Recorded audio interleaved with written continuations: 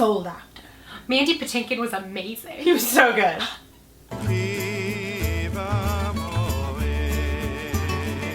Seriously, why was this show not written 15 years ago?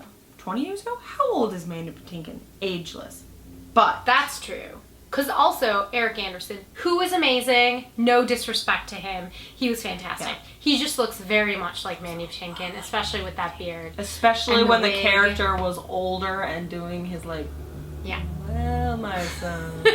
So, Mandy Patinkin. I'm Jewish and I love this show, and I know a lot of other Jews that would love this show. And legitimately, not just because we're Jewish, I do think it's a well-structured, well-produced, well-made musical. I have to say, for especially the number of biomusicals that we've seen recently that didn't quite work, this was one of the better ones that I've seen. Yeah. They certainly were able to tie it up better. There was a slight framing device, but it wasn't like crazy. They didn't have the issue of the fact that he's dead. So how do we end it? We all just, they sort of were like, audience, you know he's dead. We don't really need to go over that. The thing about Soul Doctor that I enjoyed very much is that after the show, I went and like read through his Wikipedia page and was like, holy crap, there was so much more, like, especially in his early life. It wasn't like he went from Vienna to America. He like moved to like Sweden and then to England and then to like, there was all that stuff, but like sometimes it was a little confusing about the time period, but only because of the costumes. Yes. And that's where we got a little tripped up, but otherwise the written work and the music and the scene work is all very much like, it's vague enough that you don't have to think about it too much about like, wait, I'm confused. Exactly what is the timeline of where he's going in his life? Like, you don't, the only thing that tripped us up on that was the costume design that was a little bit off. Every now and then I would be like, I don't know what year it is, but I'd be like, oh. Yeah. But honestly, I think that was literally only due to the costume But problems. there was never, which has happened in other biomusicals, where I was like, what is happening right now? No. My only problem with the production is that the ensemble is way too small. The ensemble, you need basically, to do this show really, really well, you need to have a full black ensemble and a full white ensemble to do it. You know? Yeah, and I don't know if it's production-wise / also Circle in the Square. Right. So it came from New York Theater Workshop, so smallish ensemble there, I'm sure. Right. But only just like, those were like the moments that took you out when there was like, you know, a Jewish yeshiva scene, and like one of the yeshiva students is black and two of them are clearly women dressed as men, and then you're like, is this Yentl? And being Jewish, I know that if it was 1938 and you're at a Hebrew, you know, you're at a yeshiva in Vienna, there's definitely no black people there. Well, the black people I sort of moved past faster than the women dressed as men. Only because, like, I don't know, you know, theater. Right. But, we were in the front row, so as much as you want to use your imagination, it's a little harder. And, you know, full face, these ladies are just in full face, and it's, I mean, whatever. It's theater magic. Right. But the one scene that really, honestly, it wasn't the yeshiva scenes. It was the scene where he goes to Nina Simone's mother's Baptist church. And it was supposed to be a scene of him coming into a black church and having an experience, and there was no black people in that black church. There were, you know, 3. There was like 3. And then there was a white ensemble to like fill the seats in the church. Right. But that's not the same effect. But I did see on the internet that there were allegations of sexual abuse that obviously were not in this show. Against him? Yeah, it's on his Wikipedia page. But they were all after he died.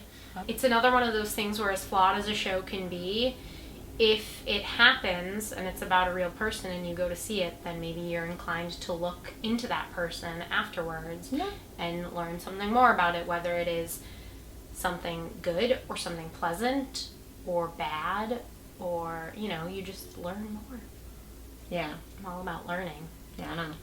The thing that I learned especially was that Orthodox or Old World Jews who came to America were like super against Hasids, and I'm still a little like hazy on why that is, but I sort of understand because the old world Jews just wanted to sort of be in their community and stick to reading the Torah and studying the Talmud and all of that, and the Hasids were like out there sort of in an evangelical way, but not trying to make non-Jews Jewish, but trying to make Jewish people better Jews. It's like Sister Act when she's like, I want to add new melodies and new songs in, and they're like, no, we've been doing the same thing forever, and this is how we worship.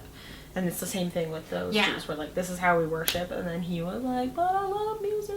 Which I can't remember if it was you or it was me who was like, it's like Sister Act. I think but you then said I it. was like, right, I get it. Ding, ding, ding. Yeah. I think it's the same thing in the Jewish community and like the Christian world, in that each sect of Christianity thinks that they have the right kind of Christianity, and every single different little pocket of Jews are like, we're doing it the right way, we're doing it like we were doing it in Poland in 1826, and everyone else is like, clearly Eric Anderson is amazing, and he's giving the performance of a lifetime, and he's totally incredible, and everyone in the show is really, really talented and really great, and the show is about him and all that, but really, the true star of this show is Amber Iman. Listen, she's amazing. Holy crap. Fantastic. Just welcome. She's so good. Yes. Like, her voice is so beautiful. She's a sickening actress. I just thought of something. She's the Jessie Mueller of this season. Yeah, she is. She's totally the Jessie Mueller of this season. That makes me a little emotional. The absolute best scene in this entire show was when he goes to the jazz club and he meets her. It was a beautifully written scene. Yeah. It was like, oh god, it was so perfect and so beautiful, and she was incredible, and he was like hilarious and awesome, and like those two characters' relationship and just the things that they get to talk about and sort of share with their characters, and the relationship that develops between them is just the best part about the show. And she's amazing. Yeah, her voice is sick. Like, she's very clearly doing like a Nina Simone thing, but her own voice shines through. Her runs are sick.